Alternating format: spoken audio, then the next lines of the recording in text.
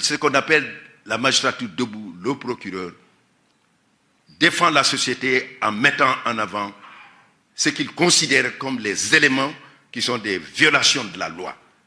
Mais le juge, qui est le juge, le magistrat que l'on appelle le juge, est un homme libre et indépendant qui n'obéit qu'à la loi, à la souveraineté de la loi et de sa conscience.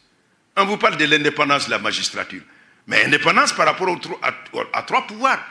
Le pouvoir législatif, le pouvoir exécutif et le pouvoir législatif.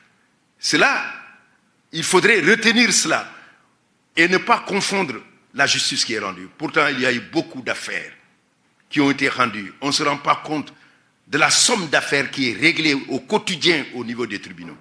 Mais lorsqu'il y a une affaire inflammatoire, lorsque ce sont des politiques qui sont en cause, on oublie tout, on se focalise essentiellement, on parle de droit politique.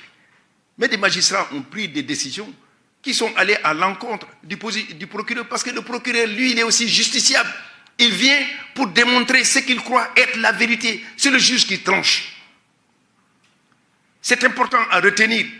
C'est pour ça aussi, dans un système, il faudrait reconnaître la place du juge. C'est un élément important de la garantie de l'état de droit. Cela, il faudrait le dire.